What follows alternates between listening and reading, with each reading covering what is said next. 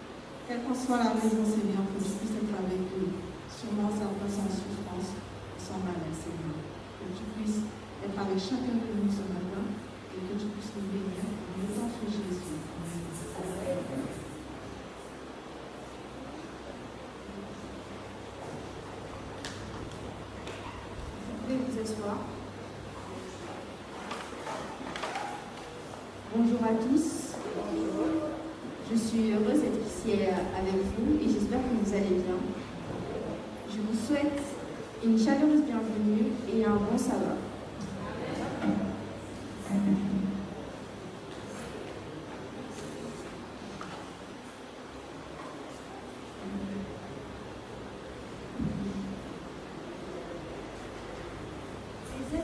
Les êtres humains appartiennent à une seule grande famille, la famille de Dieu. Le Créateur souhaite que nous ayons les uns pour les autres du respect et de l'amour en manifestant sans cesse un intérêt pur et sans égoïsme pour le bonheur de nos semblables. Mais le dessein de Satan est de pousser les hommes vers l'amour de soi, s'abandonnant eux-mêmes à son contrôle. Ils ont développé un égoïsme qui a inondé le monde de misère et de violence et les a dressés les uns contre les autres. L'égoïsme constitue la racine de la dépravation et du fait que les êtres humains se sont soumis à son pouvoir. Le monde d'aujourd'hui offre le spectacle de la désobéissance de Dieu. Les nations, les familles et les individus aspirent à dominer leurs semblables. Leur égoïsme les amène à se séparer de Dieu et à introduire la discorde dans l'Église. L'égoïsme détruit tout désir de ressembler à Dieu. Il éloigne d'une manière permanente de la justice de Dieu. Le Christ a dit, « Soyez parfaits comme votre Père céleste est parfait. » Matthieu 5, verset 48. Mais l'amour de soi est aveugle au sujet de la perfection que Dieu réclame. Le Christ est venu continuer l'œuvre qu'il a commencée. Le Christ est venu dans ce monde pour révéler l'amour de Dieu. Ses disciples doivent continuer l'œuvre qu'il a commencée. Efforçons-nous de nous entraider et de nous raffermir mutuellement et en famille. Le vrai bonheur se trouve dès que l'on cherche à faire du bien à autrui, en aimant Dieu et ses semblables, l'homme ne travaille pas contre son propre intérêt. Plus l'esprit se libère de l'égoïsme, plus il s'approche du bonheur, du fait qu'il réalise le but que Dieu a formé pour lui. Le souffle de Dieu s'empare de lui et le rend heureux. Une joie indescriptible se manifeste. La vie est un don qui a été confié par Dieu. Que chaque enfant de la famille de Dieu prenne soin de ce trésor. En avez-vous conscience que vous êtes enfant de Dieu, que vous avez une mission, que vous avez un trésor? Tout ce que Dieu vous donne, il souhaite que cela vous apporte de la joie. Par contre, il sait que ce n'est pas si facile avec notre nature. Et que cette nature que nous avons, qui est de tout confondre, nous devons l'éteindre et laisser Dieu parler à travers nous. Nous sommes la famille de Dieu. Exerçons justement notre devoir d'amour. Dans l'Église, nous sommes une famille. Dans nos foyers, nous sommes une famille. Et toutes ces familles doivent collaborer ensemble pour un avènement futur qui est le retour de Christ. Nous devons vivre éternellement et ensemble. Gardons ce trésor précieusement et chantons ensemble ce petit refrain. On est bien à la maison.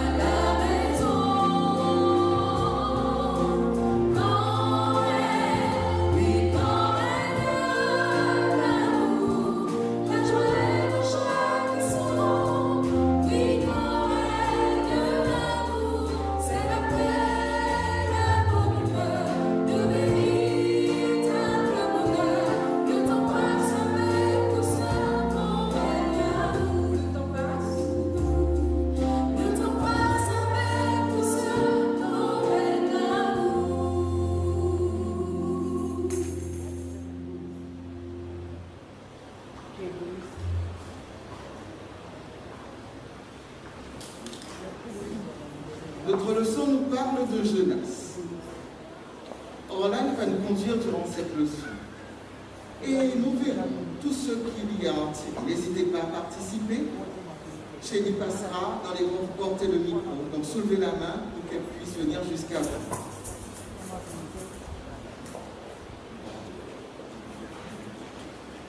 Bonjour à tous. Bonjour à tous. J'ai cru que j'étais seule à l'instant. Contente de vous voir ce matin. J'espère que la semaine fut bonne. On a fait avec, c'est ça? On a composé avec. Alors nous avions cette semaine à étudier justement le prophète Jonas, toujours dans le cadre du repos. D'accord? Alors nous allons progressivement avancer avec l'évolution de ce prophète tout au long des chapitres. D'accord? Alors, du repos pour Ézéchiel est intitulé le titre de la leçon de cette semaine.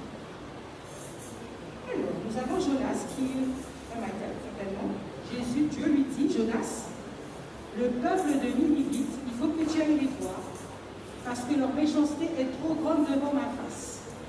Alors, va les voir et va leur parler en mon nom. Que fait Jonas? Alors là, il n'a même pas tergiversé, il n'a même pas parlé, il n'a même pas argumenté, il est parti à l'opposé. Donc, on va voir que tout au long de ce temps, j'ai orienté cette leçon vers 3 phases. La première phase, la fuite, sauf la phase de la fuite. Jonas fuit. Pourquoi Jonas fuit-il? Que fuit-il? Le micro est à votre disposition. Échangeons ensemble après le... Que fuit Jonas? Pourquoi Jonas fuit-il?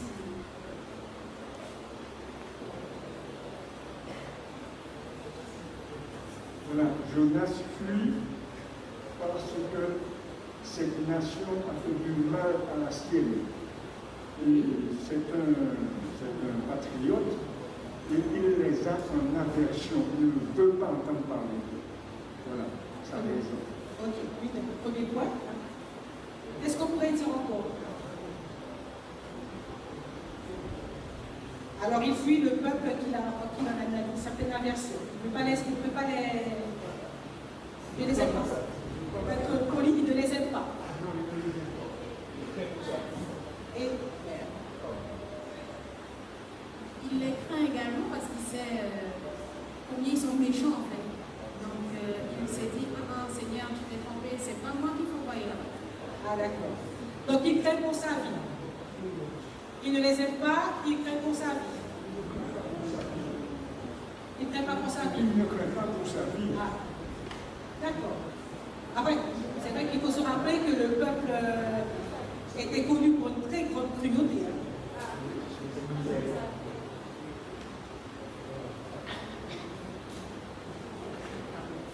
Oui, mais Jonas aussi, il écoute son ego. Parce que je pense même pas qu'il ait peur, puisque Dieu lui dit d'y aller. Donc il est censé écouter ce que Dieu lui demande de faire. Donc c'est surtout son ego, parce qu'il n'aime pas le peuple de Ninive, il parle du principe. Non, il ne mérite pas de connaître Dieu. Il fait le contraire. Donc il considère que le peuple de Ninive n'a pas droit à la grâce de Dieu. Donc il fuit par crainte, on va dire. Certains disent par crainte, d'autres disent qu'il fuit parce qu'il est trop égoïste, il pense à lui. Les autres n'ont pas besoin. Les Ninivites n'ont pas droit à la grâce de Dieu. Et d'autres disent quoi? Qu'il désobéit aussi. Il désobéit puisque c'est un ordre de Dieu. On est d'accord? C'est qu'est-ce qu'il lui a dit d'y aller? Dieu lui-même qui lui dit, Jonas, va voir ce peuple et va leur dire que leur cruauté, leur méchanceté est trop grande devant ma face. Donc en tout cas, Jonas est en tout cas, il est clair que émotionnellement, il n'est pas... On va dire ça comme ça. Émotionnellement, il est inquiet, une certaine crainte, puisqu'il fuit. Il a un problème de relation avec Dieu, puisque Dieu lui a dit, c'est un prophète qui a déjà fait auparavant, qui a déjà eu des missions, et il n'a pas tergiversé. Donc il sait très bien que Dieu va le précéder pour faire sa mission. Non? Normalement.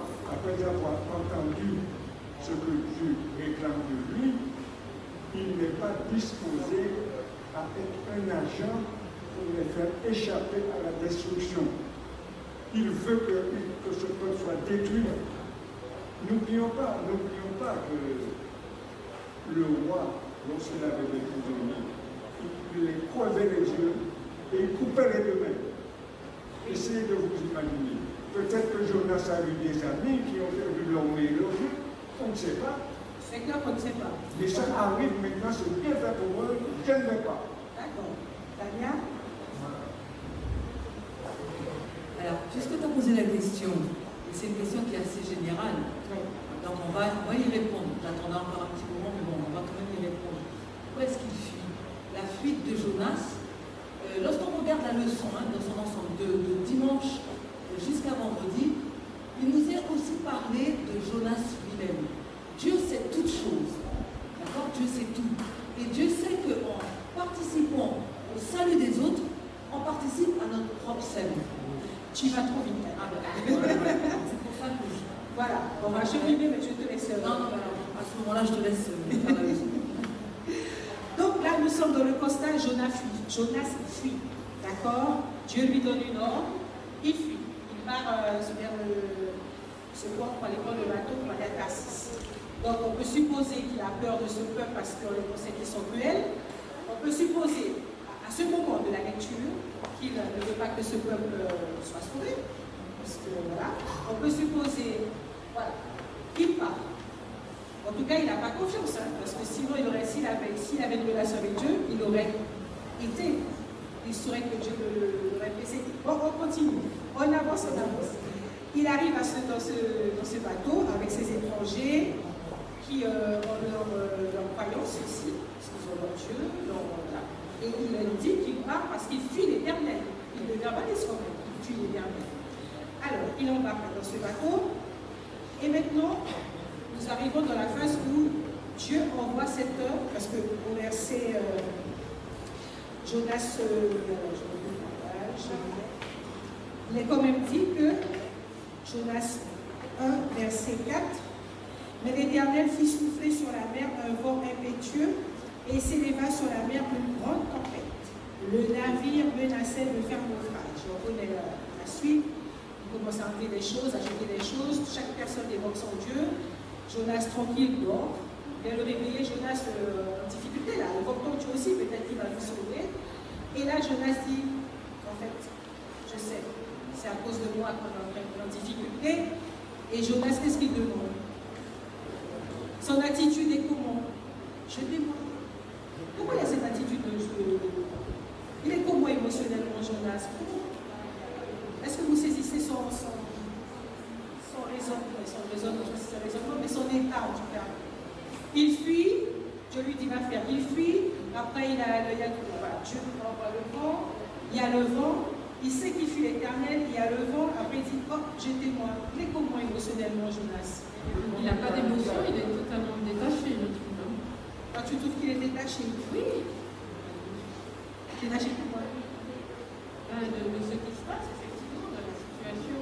Il dit qu'il a, c'est à cause de lui, donc quelque part, il sait que c'est à cause de lui. Il est détaché de la situation qu'il provoque lui-même. Il provoque lui-même. Les autres? L'attitude de Jonas est quand même spéciale, puisque c'est un prophète qui fuit tout ce que Dieu lui demande, qui prend des décisions tout à fait différentes de ce que Dieu lui propose. Et en plus, il est prêt à demander, à lui donner la mort plutôt que d'aller à Ninive. Donc, il ne dit pas, mais il est conscient, Dieu m'a dit d'aller à Ninive, je fuis, c'est à cause de moi que la tempête arrive, donc il sait exactement ce qui se passe. Donc, dans sa tête, il est rebelle, mais au plus haut point, et il montre à Dieu vraiment sa contrariété jusqu'au bout. Et jusqu'à ce qu'il demande la mort. Jusqu'au point de faire mourir que de obéir à Dieu. D'accord. Les autres? C'est le côté têtu de Jonas qui parle. Il n'est pas fragilisé, il n'est pas... Les autres avis?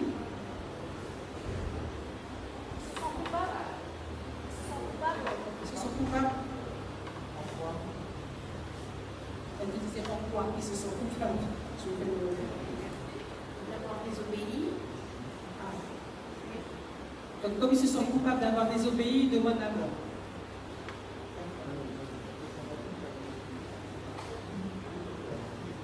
Il préfère mourir que de sauver ses ennemis. Il préfère mourir que de sauver ses ennemis. D'accord.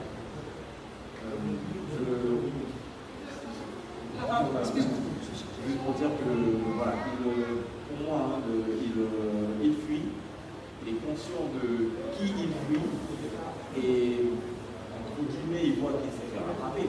Parce que, dans tous les cas, il connaît la puissance de Dieu. Je pense qu'il a quand même tenté, et devant le fait accompli, il se résout en fait, en mode, voilà, bon, j'ai tenté, pas vu papier plus tendu. Voilà. Et autant sauver les autres parce qu'il sait que c'est de sa faute. Dans ce contexte-là. D'accord. Et que pensez-vous de l'attitude, alors je reviens juste avant, que pensez-vous de l'attitude de Dieu qui envoie ce vent?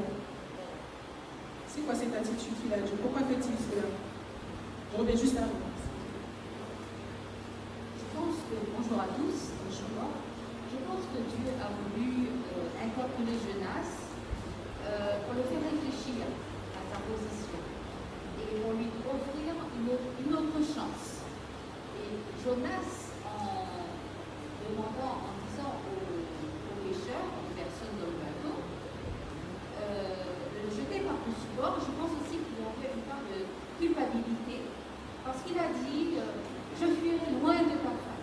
Mais dans sa prière, lorsqu'on relit le chapitre de Jonas, nous voyons que Jonas, il prie Dieu quand il est dans l'eau, il prie Dieu et il dit je verrai ton sanctuaire. Donc, en fait, en quelque sorte, Jonas, il disait vaut mieux que je meure, certes, mais il ne voulait pas quand même que tous les autres périssent avec lui. Donc, dans sa prière, il se repose, en fait, en quelque part, en quelque sorte. Et il reconnaît que, quoi qu'il y aille, où il y aille, plutôt, eh bien, il ne pourra pas échapper à sa mission, il ne pourra pas quand même échapper à Dieu. Moi, je voulais dire l'attitude de Dieu. Oui, l'attitude de Dieu par rapport à ce vent. C'est juste pour montrer à Jonas que c'est Dieu qui a le contrôle. C'est Dieu qui a le contrôle. Voilà. Je contrôle même les éléments. Tu peux fuir où tu veux, il n'y a pas de problème, c'est moi qui ai le contrôle. Je ne pense pas que Jonas, en disant de le jeter dans la mer, que c'était pour sauver les gens. Il est un prophète, et en tant que prophète, je pense qu'il peut demander à Dieu, peut prier, demander à Dieu d'arrêter la tempête.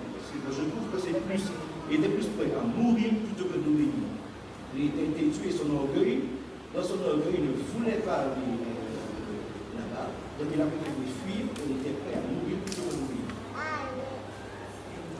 Ok. Donc, Jonas fuit, il est dans ce bateau. Les ennemis, Dieu le poursuit, parce que quand même, Dieu le poursuit. Dieu va quand même, il est... voilà, il va mettre en place ce vent qui fait que le bateau va commencer à voir tout ce qu'on sait. Dieu quand même, Jonas suit, mais Dieu le suit. Dieu le poursuit. Dieu avait certainement quelque chose à faire comprendre à Jonas. Quand il a mis en place ce vent, et que Jonas, j'ai trouvé bizarre, il était couché, il dormait. Et donc les autres viennent, et commencent à réveiller Jonas, invoquant Dieu aussi, parce que là on est en difficulté, et Jonas essaie, et il demande à Dieu tout. Dieu, quand même, cherche, va à l'encontre de Jonas. Il le fuit, Jonas le fuit, mais Dieu le suit et suscite ce moment pour qu'il puisse se réveiller. Puis Jonas, par son attitude, il demande à être jeté. On a l'impression qu'il veut se tuer en fait. Il y a même une activité de dépressif qui se... Je peux te donner juste après la parole, Nathalie. Et après arrive ce gros poisson. Nous sommes dans le moment du poisson. Et Jonas se retrouve dans ce poisson. C'est extraordinaire. Jusqu'à aujourd'hui, je ne peux pas l'expliquer à ma fille. Je me dis là, Dieu nous expliquera ça plus tard.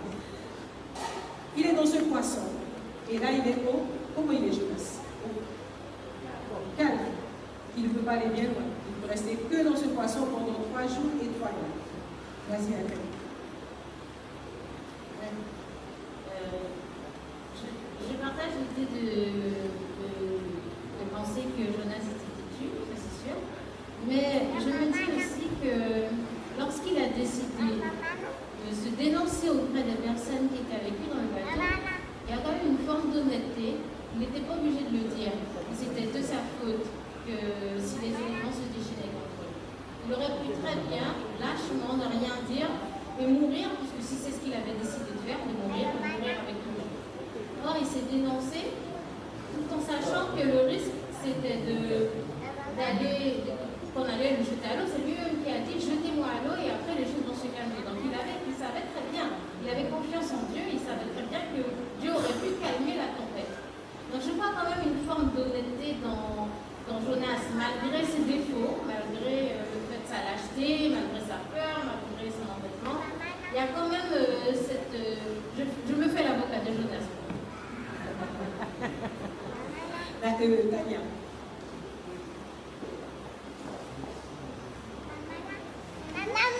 J'aimerais juste rajouter par rapport à ce que tu dis, Nathalie, Je ne sais pas s'il y a de l'honnêteté chez Jonas.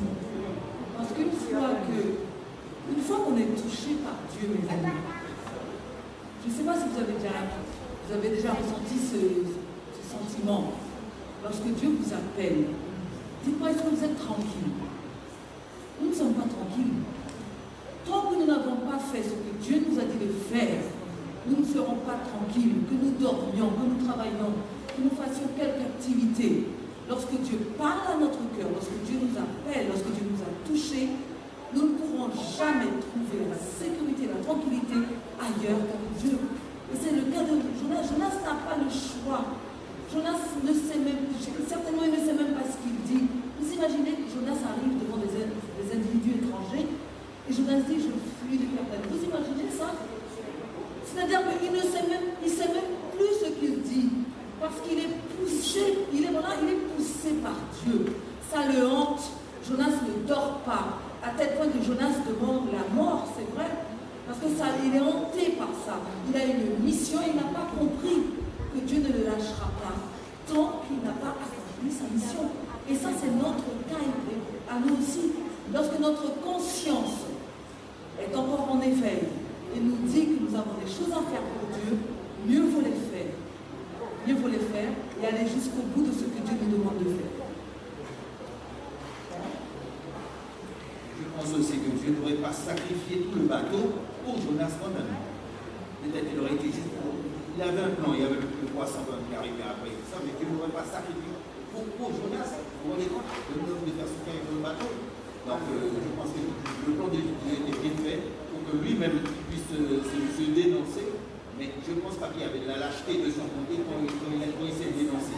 Parce qu'il aurait pu très bien, comme du bien de nos gens, de rien dire, tout qu'on sache des choses, qu'on ne dise rien. Donc je pense que ce n'est pas de la lâcheté de son côté. Il a été quand même honnête aussi de dire que c'est lui qui est le monde de tout.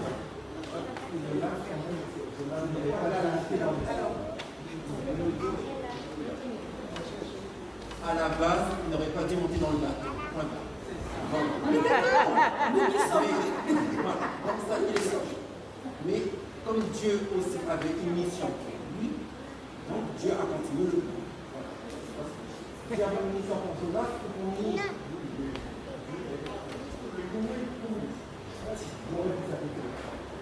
N'oublions pas que Jonas était prophète. Hein. Il connaissait Dieu. Il avait déjà voilà, il a expérimenté. Il a déjà vécu avec Dieu. Il a marché avec Dieu certainement.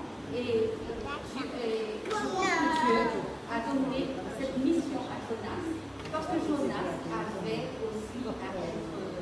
Dieu voulait l'enseigner. Dieu voulait lui démontrer qui il est. Et il n'avait pas à prendre la place de Dieu. Dieu voulait lui montrer qui il est. Et Jonas savait très bien que, quoi qu'il fasse, et bien maintenant je suis là au pied du mur. Et bien Seigneur, voilà. Je pense qu'à ce moment-là, il avait compris. Il avait compris, mais c'était son affaire avec Dieu. Ce n'était pas l'affaire des autres qui étaient dans le bateau. C'était son affaire avec Dieu. De sa prière après par la suite. Dieu a le contrôle. D'accord. De la prière par la suite de Jonas dans ce monde pendant 3 jours et 3 nuits. Tu voulais dire quelque chose derrière?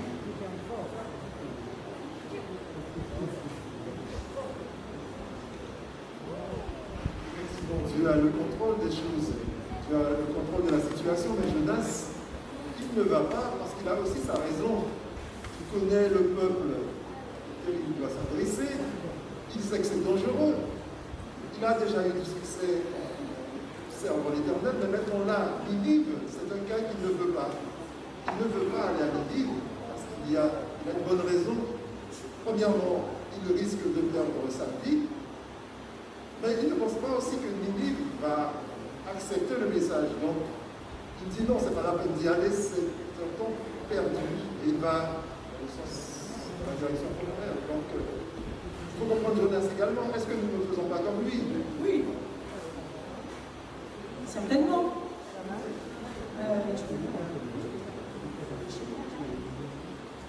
En tout cas, Jonas est dans le ventre du poisson. Et il ne peut pas aller bien loin, il ne peut que prendre conscience de son état Et c'est là que nous avons la prière de Jonas. Je te passe juste après. La prière de Jonas, où nous voyons que Jonas reconnaît, quand on lit sa prière, alors au début il dit, dans ma détresse, je t'ai invoqué. Il fuyait Dieu, mais là, c'est qui est-ce qu'il appelle? Il appelle celui qu'il fuyait. Dans le ventre du poisson, pendant ces 3 jours, il appelle celui qu'il fuyait. Et là, il reconnaît, il dit, Seigneur, j'étais dans ma détresse, et toi, tu es venu, tu m'as sorti, et je reconnais que tu es Dieu maintenant. Et par la suite, dans verset 10, pour moi, je t'offrirai des sacrifices avec un cri d'action de grâce, et j'accomplirai les vœux que j'ai faits. Le salut vient de l'Éternel. Maintenant, je prends conscience que, comme vous disiez, pour tous, je peux aller à gauche, à droite, je peux être devant, derrière, je ne peux pas aller plus loin. Il y a un moment où je me rattrape et je suis obligée de capituler, d'accepter. Merci. Il y a deux éléments en tout cas qui m'ont marqué. C'est que, premièrement, Jonas, il a une vraie relation avec Dieu. Il connaît Dieu. Même si, et c'est ça qui est fort, parce que cet homme-là, il connaît Dieu, et ça va de lui dire, je savais que tu aurais réagi comme ça. Oh, et c'est pour ça que je voulais venir. Donc il connaît Dieu. Tous, je pense que l'exemple de l'expérience de Jonas, c'est vraiment pour nous. Et Dieu a donné une mission à Jonas pour toucher Jonas, pour montrer à Jonas son amour pour les autres. Parce que Jonas, qui était un prophète, qui avait une réelle relation avec Dieu, n'avait pas compris la dimension de l'amour de Dieu. Et c'est cette expérience-là qu'il devait faire à travers son expérience. Et c'est un modèle pour nous parce qu'on peut être dans une relation avec Dieu, d'être sincère, parce que je pense que Jonas était sincère, être vrai. Quand Jonas il a appris qu'il était vrai, il n'a pas menti quand il était sur le bateau. Après, il dit à Dieu, oui, je savais que tu aurais réagi comme ça, et c'est pour ça que je voulais pas y aller. Il lui dit il lui parle vrai, quoi. Ça m'a beaucoup plu dans cette leçon, un homme qui parle vrai à Dieu, et un Dieu qui est attentif, qui est pédagogue, qui prend le temps de s'expliquer, de revenir, qui montre son amour et qui t'apprend à aimer. Moi, c'est vraiment ce que j'ai retenu de cette expérience. De l'intervention, effectivement, il y avait une pédagogie, c'est la pédagogie de Dieu. Et Dieu avait besoin de sauver les Ninivites, voulait sauver les Ninivites. Et c'est vrai que comme tu le dis, Jonas, là nous sommes dans le temps de manifester l'amour. La mission est accomplie, il est fortifié, Jonas, ça va, il a repris de la force dans le ventre, il a repris cette relation, il y va, et il pêche aux Ninivites, voilà, dans 40 jours, il est là. Et les Ninivites se convertissent, du roi jusqu'aux animaux, comme on dit, sans tergiverser, ils sont convertis. Et Jonas a nouveau hérité. Il n'est pas content, et il le reproche à Dieu, comme tu le dis dans Jonas 44, verset 2, il implora l'Éternel et il dit, ah Éternel, n'est-ce pas ce que je disais quand j'étais encore dans mon pays? C'est ce que je voulais prévenir en fuyant à Tarsis, car je savais que tu es un Dieu compatissant et miséricordieux, lent à la colère et riche en bonté, et qui te repentira. Jonas n'est pas content que Dieu ait sauvé les Ninivites. Il a un problème, c'est quoi le problème de Jonas? Il a un problème. Il a un véritable problème, Jonas. Dans cette histoire, en fait, moi, ce qui me laisse pensive, c'est de me dire, mais au final,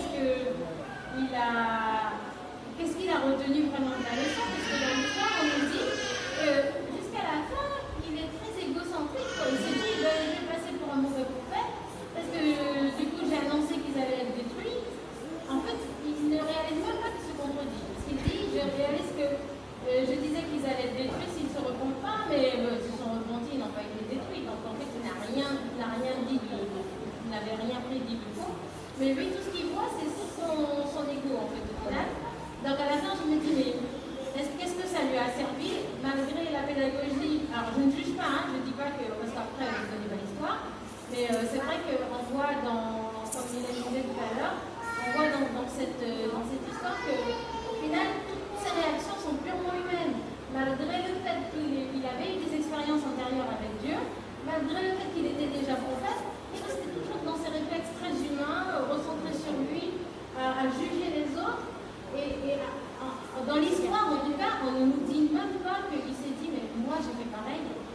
pas obéi à Dieu. Jusqu'au bout, Dieu m'a poursuivi pour que je lui obéisse. Quelque part, voilà. Il ne voyait que la méchanceté des autres. Dans l'histoire, en fait, on ne nous dit pas comment il a réagi. l'histoire. On a aperçu dans le dernier verset. Quand il dit, je ne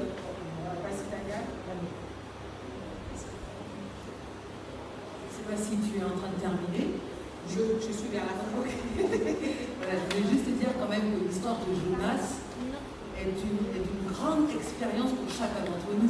C'est notre histoire à nous. Nous n'avons qu'à regarder combien de temps, combien d'années nous sommes à l'église pour certains. Si nous passons la vingtaine d'années, 30 ou 40 ans, nous avons l'impression d'être... Nous ne sommes plus sur terre, nous vivons dans un nuage. Nous vivons dans le nuage parce que nous sommes tellement près de Dieu que les autres qui n'y sont pas ou qui viennent d'arriver, eh bien, ils sont dans le monde, ils sont dans le péché. Et nous faisons parfois plus royalistes que le monde. Nous voulons porter le jugement. Oui, c'est vrai que tu as dit, il y aura un jugement. Je viens avec ma rétribution. Oui, il l'a dit. Et donc nous, eh bien, c'est nous qui sommes ceux qui vont accomplir justement ce jugement. Et donc nous n'avons pas d'amour pour les autres. Parce que nous sommes nous-mêmes déjà sauvés. Vous imaginez, nous sommes déjà sauvés. Ça fait trop d'années que je suis à l'église, que je marche avec Dieu. Donc je suis déjà sauvé. Et les autres, ils sont perdus. Ce sont les perdus. Et c'est cette leçon que Dieu veut montrer à Jonas. Et pour nous également aujourd'hui, il n'y a pas de peuple qui ne soit tributaire du salut de Dieu. Tous, Jésus est mort, tous. Et nous devons aller prêcher, annoncer la parole à toute nation, toute tribu, toute langue et tout peuple. Et ça, on doit le savoir. Et Jonas avait besoin d'apprendre à aimer ce qui était autour de lui. Voilà. Effectivement, et je conclurai donc, Nadia, merci, avec le verset qui nous est... Pardon, excuse-moi. Oui, je voudrais rajouter l'intervention de Nadia, que cette leçon nous enseigne aussi l'unité. Parce que quel que soit nous sommes, quel que soit par rapport à la parole à l'Église, notre expérience de vie, notre expérience spirituelle, eh bien, nous sommes tous égaux aux yeux de Dieu. Et nous pouvons nous dire que nous sommes que des instruments entre les mains de Dieu. Et quand Dieu nous dit allez annoncer, prêcher la bonne nouvelle, eh bien, nous n'avons pas à douter, nous n'avons pas à juger, nous n'avons pas à se poser des questions, mais nous devons y aller, tout simplement parce que nous savons que nous avons affaire à un Dieu tout-puissant et un Dieu d'amour, un Dieu qui nous aime, tous autant que nous sommes, et de façon égale, sans distinction. Et c'est là que nous devons également réfléchir, comme cette année, que nous sommes, comme Dieu dit, qu'il laissera le 99 brebis pour aller chercher celle qui est perdue, juste une brebis, et bien que l'amour de Dieu surpasse toute intelligence humaine. Voilà. Merci. Donc nous comprenons bien que Jonas avait besoin d'être aussi évangélisé que les Ninévites. Il avait besoin de cette réforme du cœur et qu'il puisse comprendre que Dieu a donné son Fils aussi bien pour lui que pour les Ninévites. De même pour nous, et nous ne pouvons pas avoir cette attitude de supériorité, on va dire ça comme ça. En tout cas, nous devions être précédés de très haut couvert. Compte tenu de l'amour de Dieu, que Dieu a pour les autres, nous devons aussi être dans cette dynamique. Et je terminerai par ce verset qui se trouve dans Jude 1, verset 22-23. Jude 1, verset 21, 22, 23. Maintenez-vous dans l'amour de Dieu en attendant la miséricorde de notre Seigneur Jésus-Christ pour la vie éternelle. Retenez les uns, ceux qui contestent, sauvez-en d'autres en les arrachant du feu, et pour d'autres encore, ayez pitié mêlée de crainte, haïssant jusqu'à la tunique souillée par la chair. Que Dieu puisse nous aider à avoir cet amour qu'il a pour chacun de nous, et que nous aussi nous puissions avoir cette dynamique d'amour envers ceux qui nous ont. Que Dieu nous bénisse. Amen.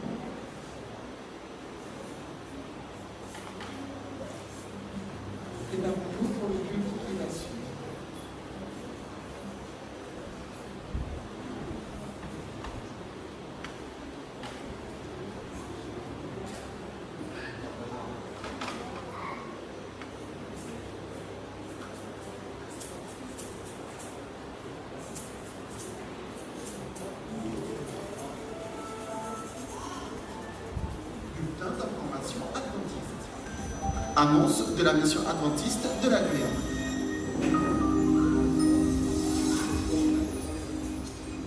Secours adventiste. Le Secours adventiste se mobilise pour Haïti. Si vous souhaitez faire un don, c'est possible. Soit par chèque en envoyant à l'adresse BP 50 169 97 300 Cayenne, soit par espèce sous enveloppe spécifiée dans votre église, ou par virement en vous rendant sur le site www.esdras7.org, choisissez Guyane, puis cliquez Je soutiens, sélectionnez Secours adventiste, puis suivez les instructions. Ecclésiaste 11, verset 1 nous dit: jette ton pain à la surface des eaux, car avec le temps, tu le retrouveras. Temps fort pour la fin de l'année 2021. Du 1er au 3 octobre 2021, le premier congrès du Secours adventiste post-Covid via Zoom. Au programme, témoignages, méditation, prières d'intercession, séminaires, musique, ateliers, et tout cela avec nos invités spéciaux et de nombreuses bénédictions. Du 4 au 31 octobre 2021, la collecte annuelle, c'est l'affaire de tous. N'hésitez pas à vous inscrire pour participer et contribuer à cette grande œuvre charitable. Ministère juvénile, finale connexion biblique de la MAGF. Ça y est, la team des finalistes de la Guyane est prête pour sa dernière étape de sélection. Ce samedi 18 septembre 2021, nous connaîtrons les 3 finalistes parmi nos 6 candidats qui nous représenteront lors de la finale de l'Union prévue le 30 octobre prochain. Qui commettra le point de foot? Pour le découvrir, nous invitons chaque société de GIA à organiser dans leur église respective une projection du programme qui sera diffusée en direct sur la chaîne YouTube de Salem. En effet, en raison de la crise sanitaire, nous ne pourrons accueillir un large public. Ainsi, nous vous donnons rendez-vous dès 16h sur la chaîne YouTube de Salem. Merci de votre compréhension. Rencontre avec tous les conciles juvéniles de la MAGF.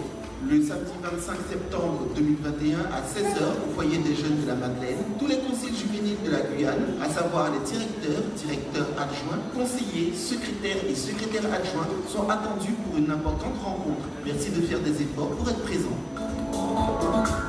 Ministère de la Femme.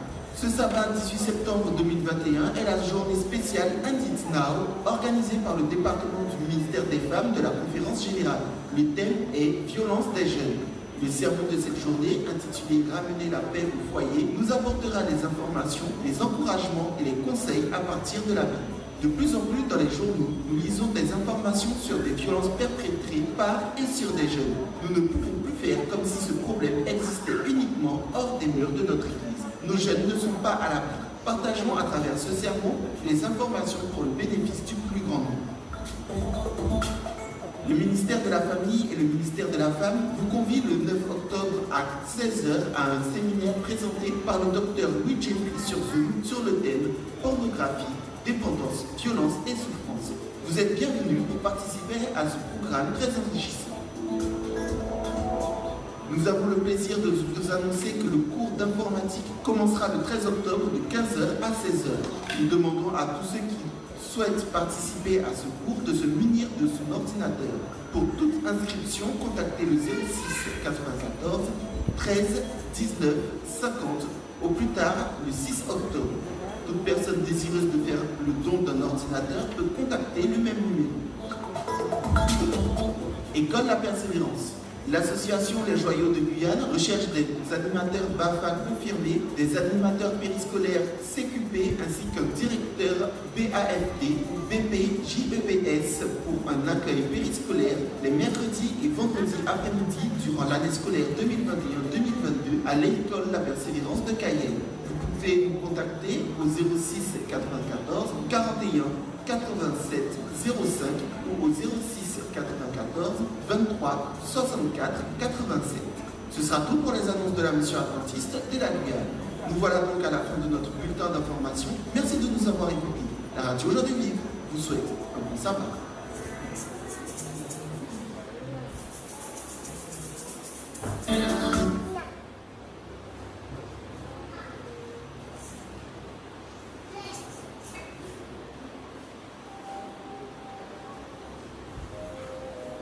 Aujourd'hui, c'est un jour consacré par le Créateur, un jour de joie. Nous sommes rassemblés dans un même lieu, amen.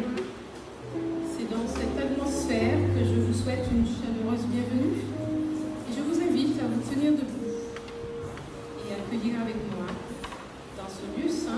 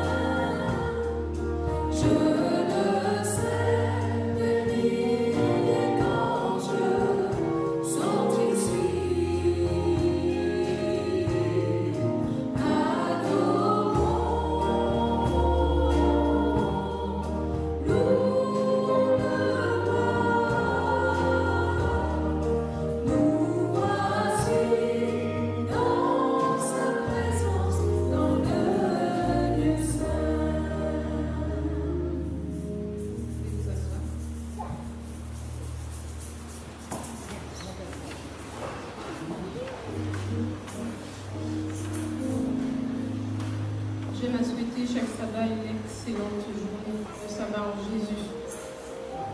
En Jésus, car quels que soient les défis ou les épreuves que nous rencontrons, nous sommes toujours vainqueurs en Jésus. Que nous soyons malades ou sous un joug de dépendance, ou que nous traversions des difficultés financières ou autres, nous sommes plus que vainqueurs par celui qui nous a aimés. Oui, sur toutes ces choses, Jésus a triomphé. Et ce matin, je voudrais te dire, mon frère, je voudrais te dire, ma sœur, je voudrais te dire, mon ami visiteur, quand Jésus, tout y est. Il n'y a personne comme Jésus. Il n'y a personne comme lui. Nous allons le chanter. Pour cela, je vais vous inviter à vous mettre debout et nous allons accompagner ce chant des gestes qui vont avec. Je vais vous demander de me suivre et de passer cet instant avec joie. Il n'y a personne comme Jésus. Il n'y a personne comme Jésus. Il n'y a personne comme lui. Il n'y a personne comme Jésus. Il n'y a personne comme lui. Cherchons, cherchez, cherchez. Personne, personne. Fouillez, fouillez. Personne, personne. Tournez, tournez. Personne, personne. Il n'y a personne comme lui. Il n'y a personne comme Jésus. Il n'y a personne comme lui. Il n'y a personne comme Jésus. Il n'y a personne comme lui. Cherchez, Seigneur, cherchez, cherchez. Personne, personne. Fouillez, fouillez. Personne, personne. Détournez, tournez. Personne, personne. Il n'y a personne comme lui. Cherchez, cherchez. Personne, personne. Fouillez, fouillez. Personne, personne. Détournez, tournez. Personne, personne. Il n'y a personne comme lui. Amen. Je vous remercie. Vous asseoir. Il n'y a vraiment personne comme Jésus. Amen. Il est le seul à pouvoir nous donner l'espoir.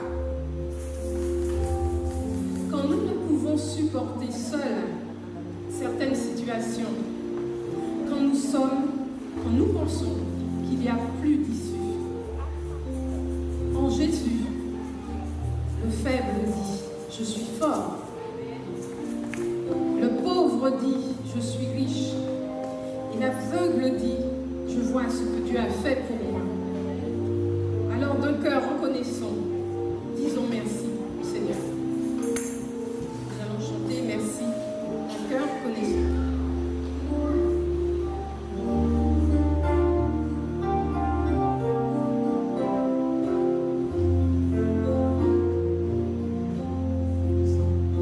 Merci d'un cœur reconnaissant. Merci, ô Seigneur, toi, toi seul.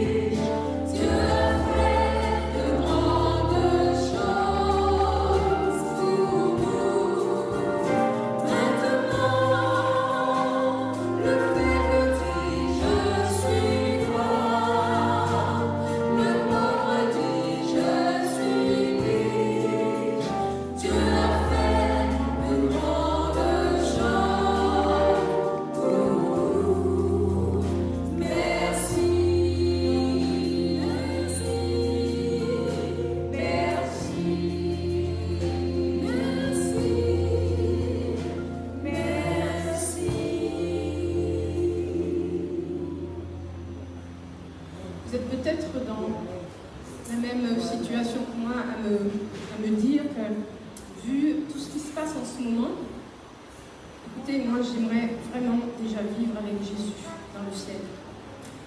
Et vous, aimeriez-vous être auprès de Jésus dans le ciel? Je vous invite à voir un avant-goût du ciel en interprétant avec moi le cantique Hymne et louange 394. Je vous invite à vous tenir debout pour chanter ce chant avec élan. Contemplez mon Dieu sur son trône, vivre avec Jésus dans le ciel. Je peux aspecter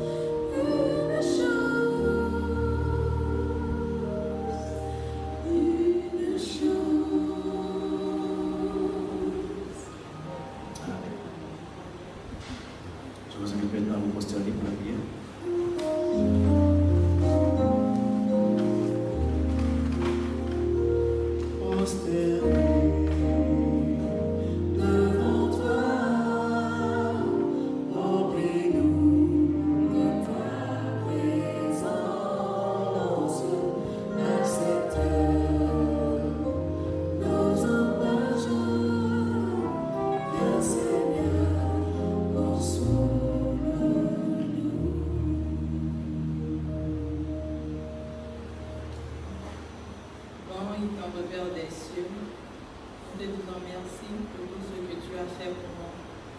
Merci d'avoir conduit nos pas jusqu'ici, en vue pour t'adorer et te louer, Seigneur. Car toi seul est saint et digne de louange. En cet instant, nous te demandons pardon pour tous nos péchés, car nous avons péché contre toi seul et fait ce qui est mal à tes yeux.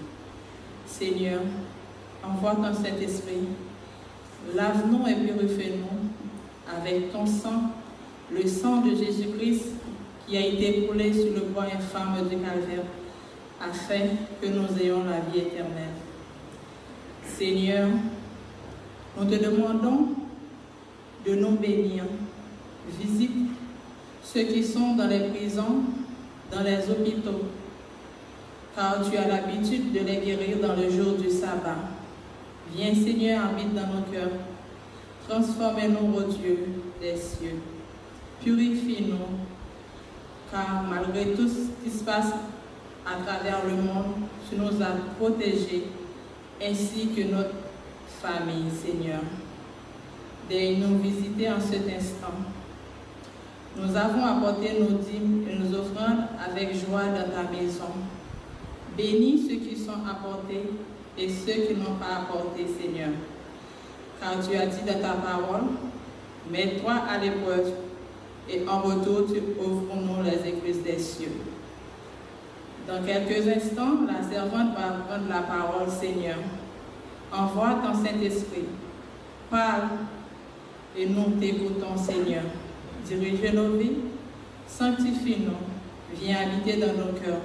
Nous avons soif de ta parole, de ta présence, ô Dieu des cieux.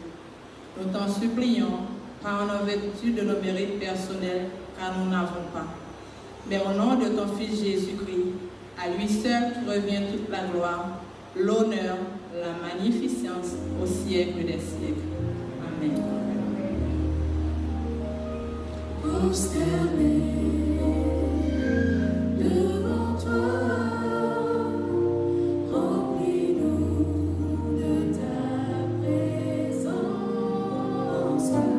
accepte nos hommages, le Seigneur, console-nous.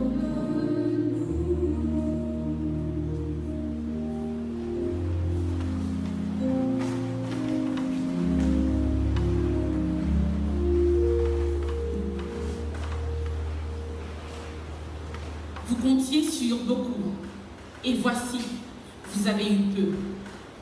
Vous l'avez rentré chez vous, mais j'ai soufflé dessus. Pourquoi, dit l'Éternel des armées, à cause de ma maison, qui est détruite, tandis que vous vous empressez chacun pour sa maison. C'est pourquoi les cieux vous ont refusé la rosée, et la terre a refusé ses produits. Agé 1er, verset 9 et 10.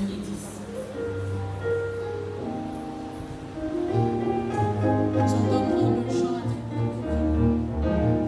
Je veux donner à Dieu tout ce qu'il y a dans mon cœur. Je veux donner à Dieu tout sans regret.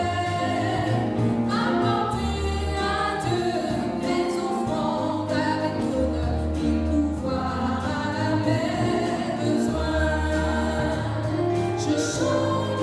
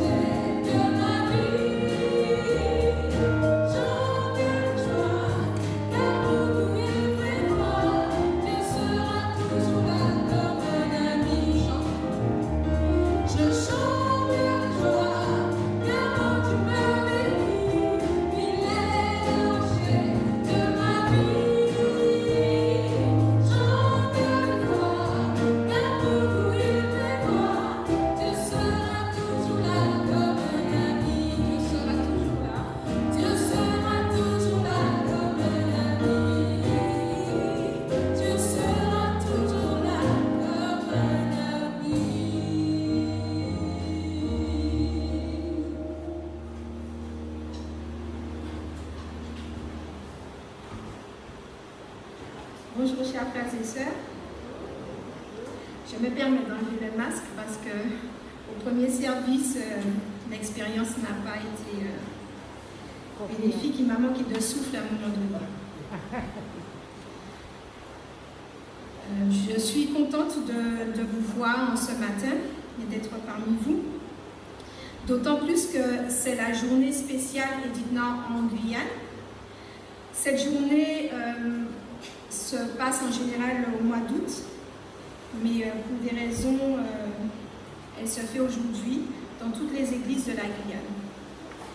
Cette journée est organisée par le département MIFEM en collaboration avec d'autres ministères comme celui auprès des enfants et des adolescents, le ministère de la Famille, de la Jeunesse adventiste, en d'autres ministères. Pourquoi on utilise le terme Edith Now? C'est pour arrêter maintenant les violences faites aux femmes, les violences faites aux hommes et aussi les violences faites aux enfants.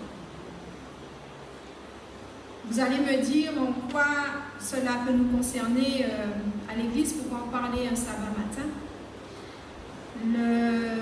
Vous verrez tout à l'heure pourquoi. Je vais vous dire le titre du message. C'est « Ramener la paix au foyer » et on verra les racines de la violence des jeunes. C'est un message qui a été fait par Sarah McDougall et elle est conseillère pour les victimes de violences. Je vais vous demander d'incliner la tête et nous allons réclamer la présence de Dieu. Notre Père aimant qui est aux cieux, tout-puissant, éternel et rempli de bonté et de vérité, nous nous inclinons en ta présence pour reconnaître ta gloire et ta majesté. Et nous nous plaçons au bénéfice du sang expiatoire de Jésus. Visite-nous par ton Saint-Esprit. Au nom de Jésus, Amen.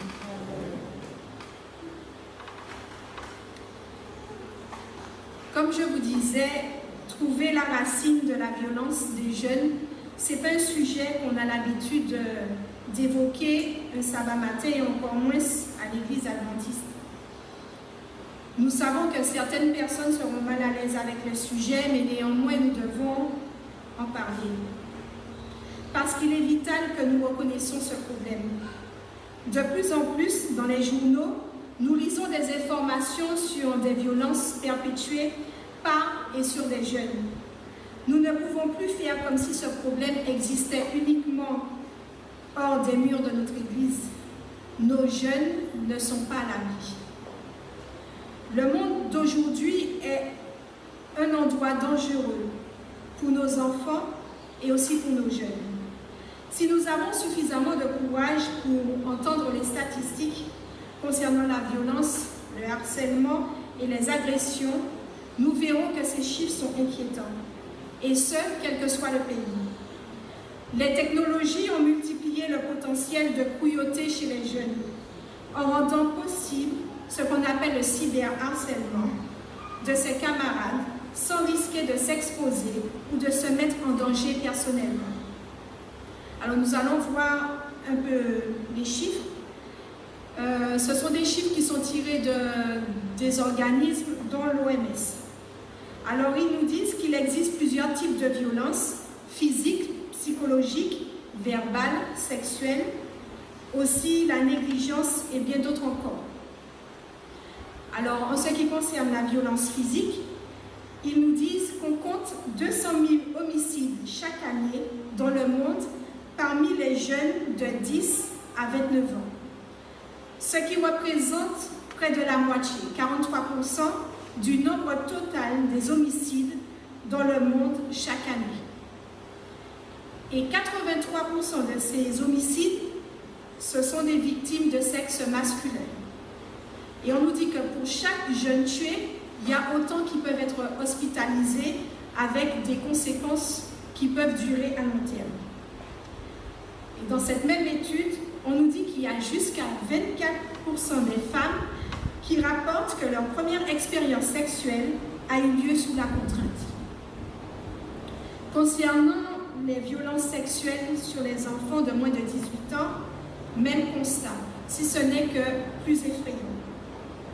Une fille sur 9 et un garçon sur 53 de moins de 18 ans a été victime d'agression ou d'abus de la part d'un adulte. 82% de toutes ces victimes mineures sont des filles. Et les filles qui ont entre 16 et 19 ans, elles sont plus exposées que les autres. On peut dire aussi que les conséquences des abus sexuels sur les enfants peuvent être durables et affecter la santé mentale des victimes en augmentant les risques et en les rendant environ 4 fois plus susceptibles de connaître un état de stress post-traumatique à l'âge d'adulte et environ 3% plus susceptibles de traverser un épisode dépressif grave à l'âge adulte. D'année en année, cette violence augmente. Les statistiques montrent que le foyer où les enfants sont censés être entourés d'adultes et de jeunes plus âgés qu'ils aiment et en qui ils ont confiance est souvent l'endroit le plus dangereux. J'en veux pour preuve des chiffres qui montrent qu'en cas d'abus sexuels, quand ces abus-là sont signalés à la police, écoutez-moi bien, 93% des auteurs sont connus des enfants et 34% sont des membres de la famille. Tandis que 7% des auteurs sont inconnus de l'enfant. J'ose espérer qu'on ne trouve pas dans nos foyers des violences physiques et sexuelles. Mais malheureusement, je dois dire qu'on peut encore rencontrer des violences verbales, psychologiques dans nos foyers et même de la négligence dans l'éducation de nos enfants. Je dis ces chiffres-là, ça reste des chiffres que je prononce, mais je sais que parmi nous, il y a des professionnels qui doivent au quotidien suivre ces enfants, ces femmes, ces hommes en difficulté. Les conséquences de telles violences sont importantes sur la santé et le bien-être des enfants et de la personne d'une manière générale. Cela perturbe le développement du cerveau et compromet le fonctionnement des systèmes nerveux et immunitaires. Un tel stress peut provoquer des problèmes graves comme l'alcoolisme, la dépression, les troubles alimentaires, des comportements sexuels à risque, le cancer et autres maladies chroniques plus tard dans la vie. Alors, en tant que parents, enseignants et responsables d'église aimants, comment pouvons-nous protéger nos enfants? Que pouvons-nous faire pour protéger la nouvelle génération et aider ces jeunes à devenir des adultes en bonne santé, complets, forts, confiants et en sécurité? Nous devons trouver des moyens de les aider à gérer les conséquences destructrices et dangereuses de ce genre de violence. Avec l'aide de Dieu, nous ferons une différence dans leur vie et contribuerons à ce que le processus de guérison commence. Pour cela, j'aimerais prendre pour vous, avec vous, l'exemple de Jésus-Christ. Quand on lit Luc 2, verset 52,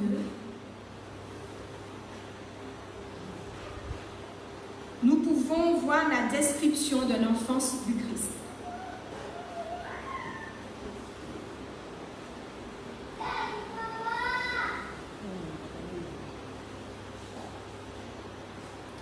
Donc, je peux dire que Jésus grandissait en sagesse, en taille et en grâce, devant Dieu et devant les hommes.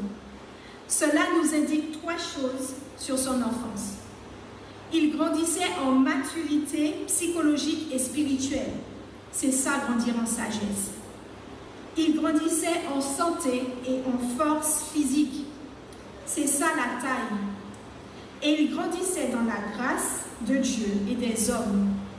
Il grandissait aussi, et ça correspond à son caractère et sa personnalité.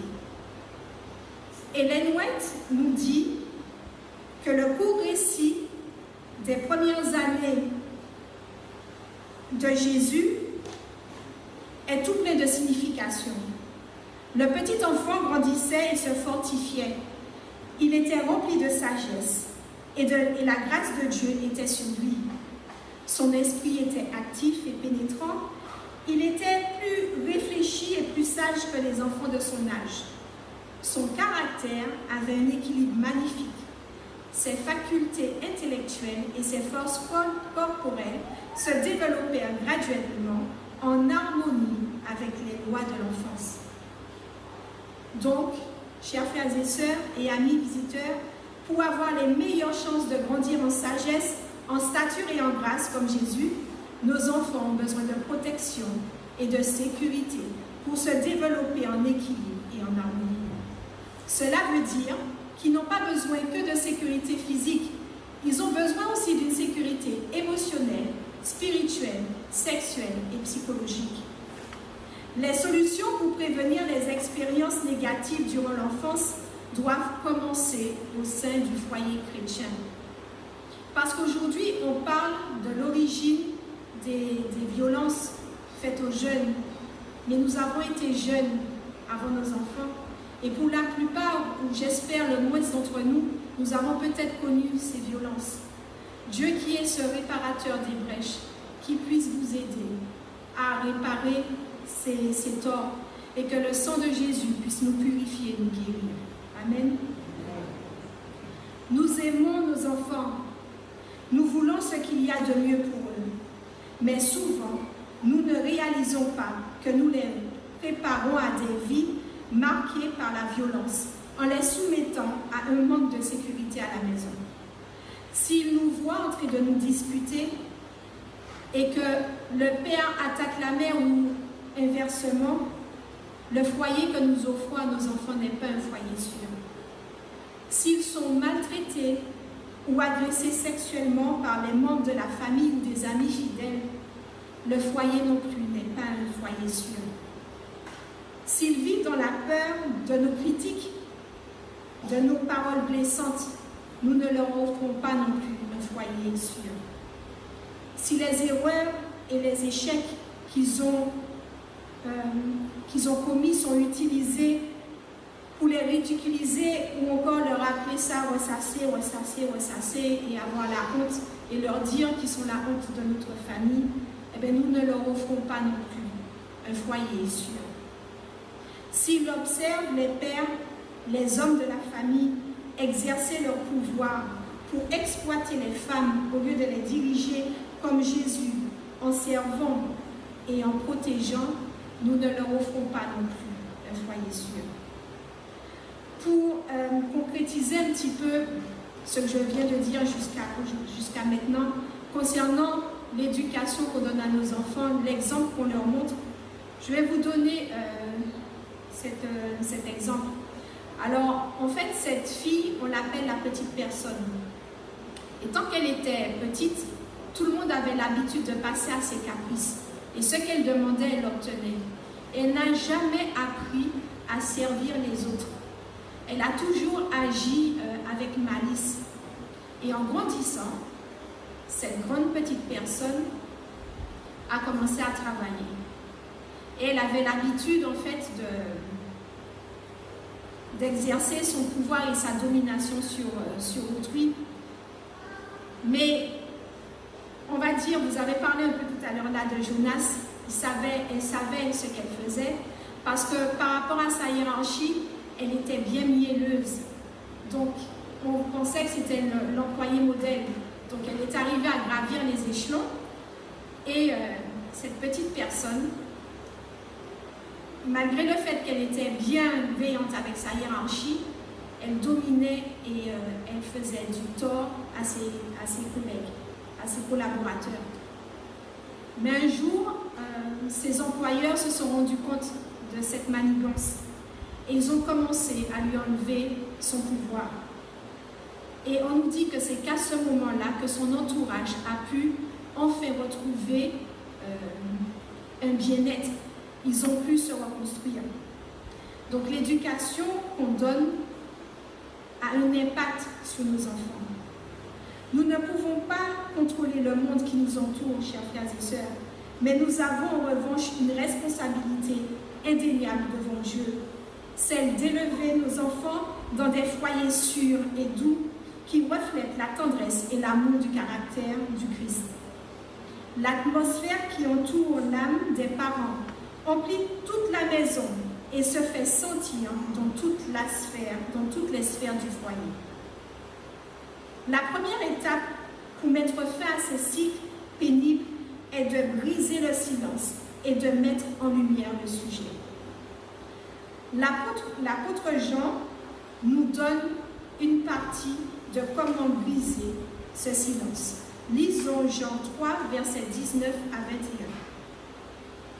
21. La lumière étant venue dans le monde, les hommes ont préféré les ténèbres à la lumière, parce que leur œuvre était mauvaise.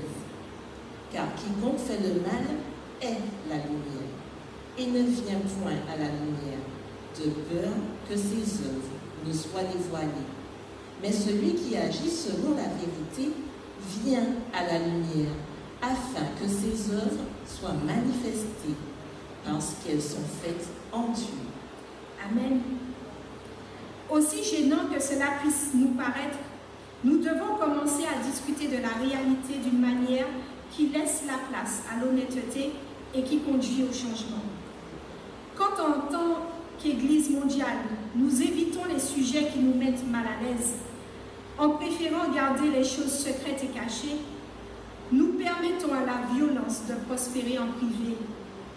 Le seul moyen de chasser les ténèbres, c'est de faire briller la lumière de la vérité et de les amener au soleil purifiant du caractère de Dieu. Jean nous dit que si quelqu'un garde le mal dans l'ombre, il n'est pas un véritable disciple de Dieu. Nous rencontrons aussi la mentalité de pouvoir et de contrôle. Le pouvoir, vous allez me dire, n'est pas si mauvais que ça. Il peut l'être si nous le maîtrisons mal, parce qu'il corrompt rapidement. En tant que disciples de Christ, nous sommes appelés à nous traiter les uns les autres selon le fruit de l'esprit. Et Marinella va nous rappeler qu'est-ce que le fruit de l'esprit dans Galates 5, le verset 22. Le fruit de l'esprit, c'est l'amour, la joie, la paix, la patience, la bonté, la bénignité, la fidélité, la douceur, la tempérance. Oui, chers frères et sœurs et amis, prenons dès maintenant l'engagement de réaliser avec l'aide du Saint-Esprit ou d'avoir des relations basées sur le fruit de l'Esprit. N'exerçons pas notre pouvoir sur les autres. Évitons de contrôler leurs choix et de leur imposer notre volonté. N'oublions pas que seul Lucifer a recherché le pouvoir et qu'il cherche à prendre, à posséder, à contrôler encore aujourd'hui.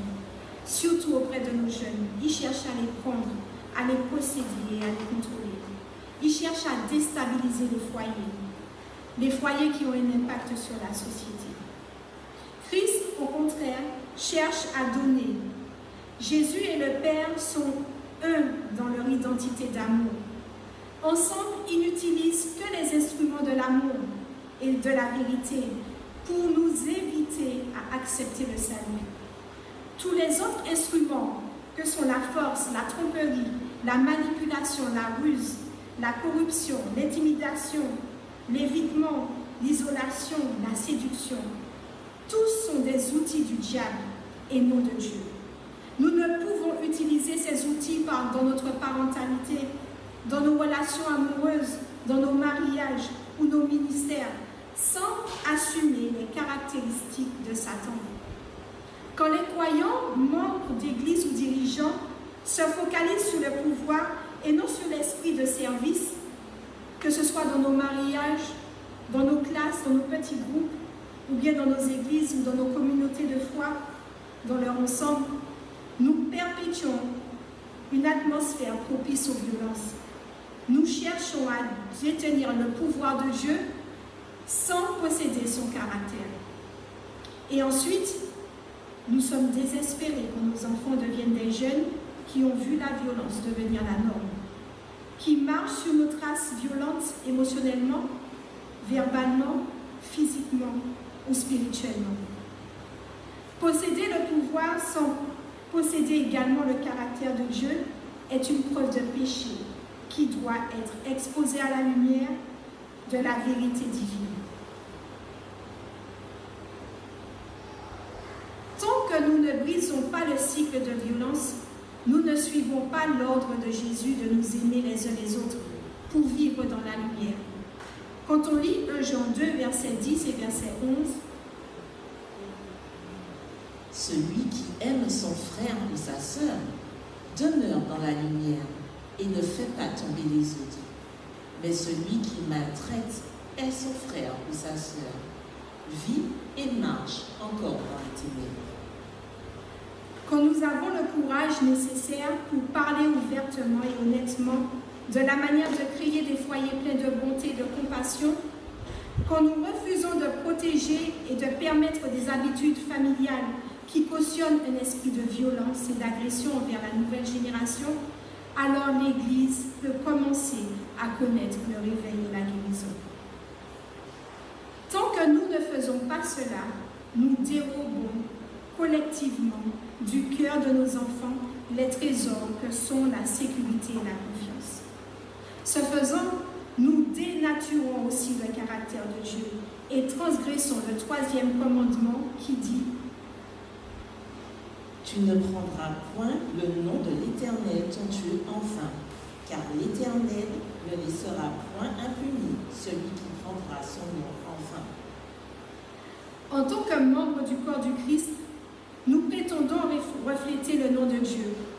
Quand notre exemple quotidien ne présente pas le fruit de l'esprit, eh bien, quand je ne le fais pas, chers frères et sœurs, je prends le nom de Dieu en vain.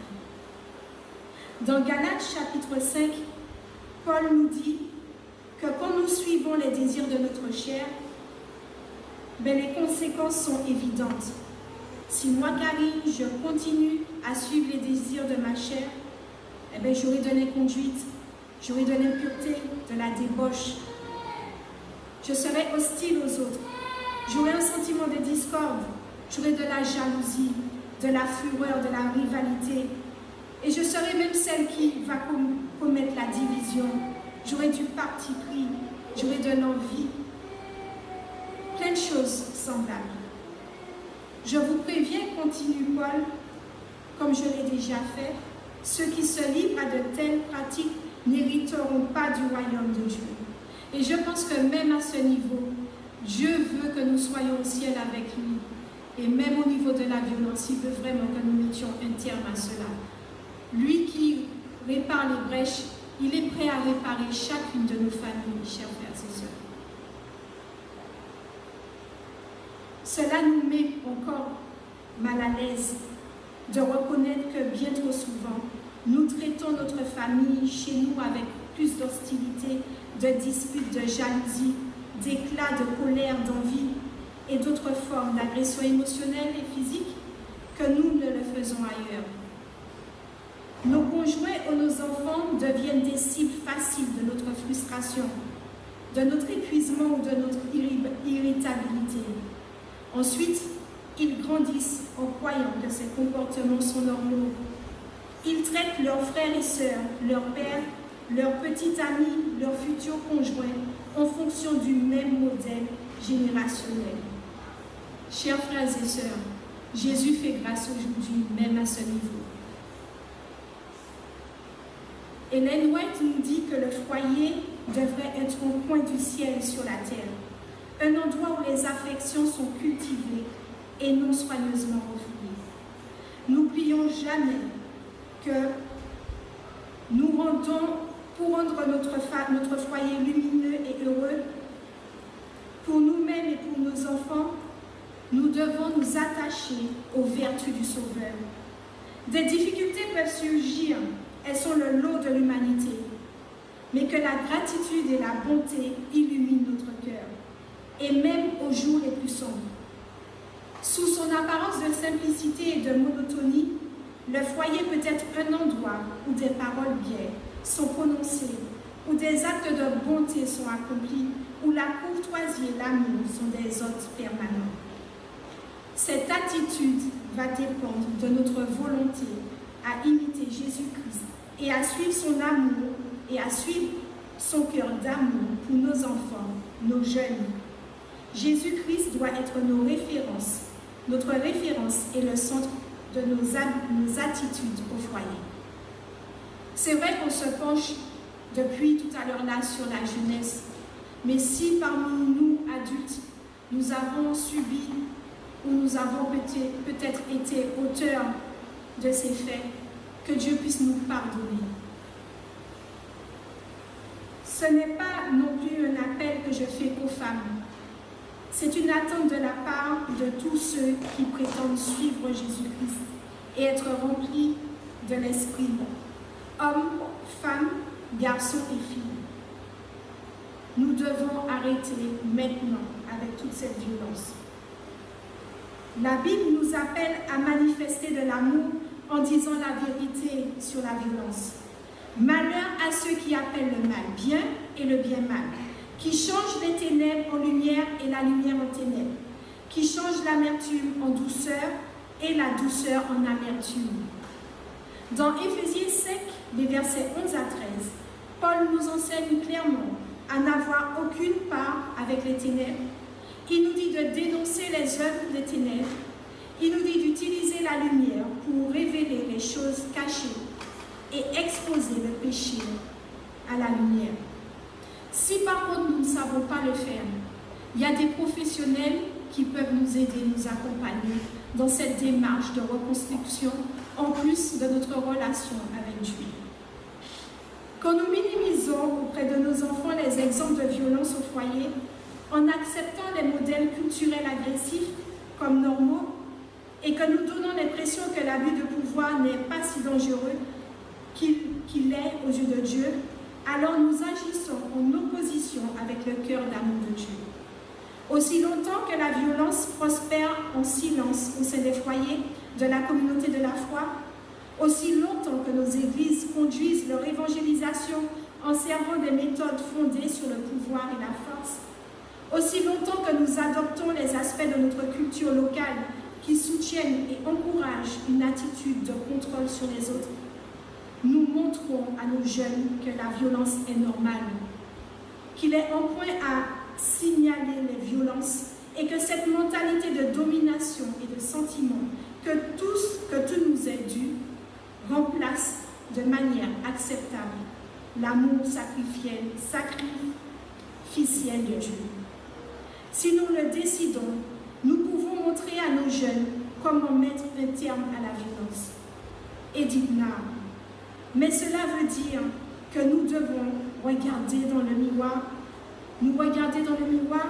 et nous occuper chacun de notre propre violence, de notre propre agression, de ce sentiment que nous aurions un droit de contrôle et de pouvoir sur les autres. Chacun doit faire cette étude sur lui. Par où commencer, vous allez me dire? On a tendance à dire que le silence est d'or, mais aujourd'hui, nous verrons que non. Commençons par être disposés à faire tout ce qu'il faut pour briser le silence et y mettre un terme maintenant, chers frères et sœurs et amis présents. Le silence, ce n'est pas ici que Dieu définit la bonne manière d'aimer les autres. La Bible nous dit dans Ésaïe 58 que nous devons élever nos voix. Le silence ne pousse pas les auteurs de maltraitance à adopter le changement avec humilité. Éphésiens 5 nous dit que nous devons répondre mutuellement de nos actes. Le silence ne fait pas partie du processus biblique de pardon. Dans Luc 17, au verset 3, nous devons réprimander ceux qui font du mal aux petits. Le silence n'apporte pas non plus la transformation. Et dans Josué 7, la Bible montre qu'étouffer le péché apporte le malheur à la communauté tout entière. Le silence ne facilite pas la guérison. Le silence ne sauve pas les amis non plus. Ensemble, chers frères et sœurs, nous pouvons briser le silence et y mettre un terme maintenant. La compassion de Dieu impose au corps de Christ de réagir avec compassion aux besoins qui existent en conséquence des violences. Ce faisant, les victimes qui sont brisées par toutes les formes de maltraitance ont l'occasion de guérir et de reconstruire leur vie. Je veux remercier encore Dieu en ce matin parce qu'il a doté l'Église de plusieurs professionnels. Et vous touchez ces jeunes, vous touchez peut-être même ces adultes. Alors je prie Dieu qu'il puisse faire de vous ces réparateurs de brèches, que vous puissiez annoncer que Dieu sauve, que Dieu répare et que le sang de Jésus purifie. Puisse Dieu nous bénir, vous et moi, tandis que nous prions, que nous parlons, agissons ensemble contre la violence pour y mettre fin, pour y mettre un terme maintenant. Ensemble, nous pouvons briser le silence. Ensemble, nous pouvons y mettre un terme maintenant. Et en guise de bénédiction, je veux partager avec vous Ésaïe 58, le verset 6 et le verset 8.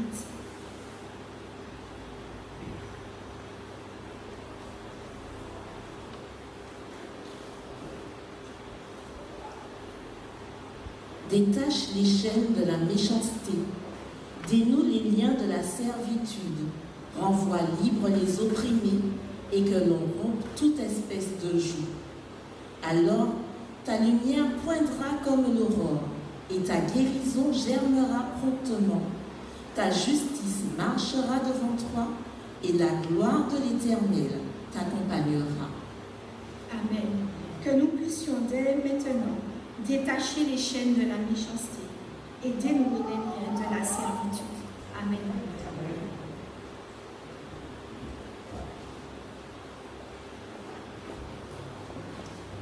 Le temps passe avec douceur, règne l'amour. On est bien à la maison. Je vous invite à tenir debout. Nous allons interpréter ensemble le cantique 432. Les deux premières strophes, nous allons reprendre cette chanson à la version arrangée.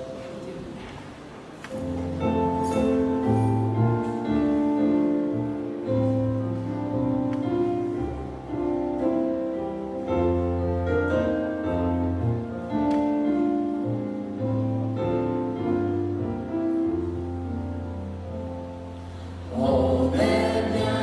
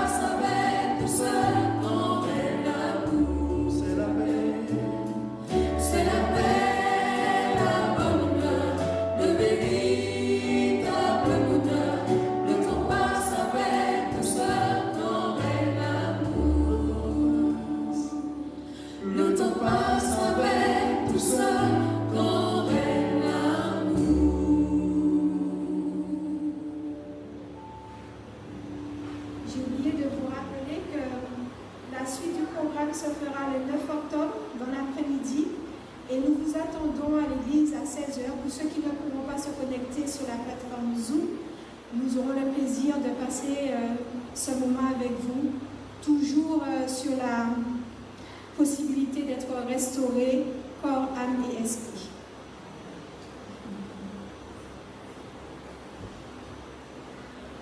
Fermons les yeux pour la bénédiction. Que l'Éternel, notre Dieu, nous garde unis dans un même amour, qu'il fasse grandir notre foi en lui, que la paix de Christ habite dans nos demeures et qu'il règne toujours. Amen.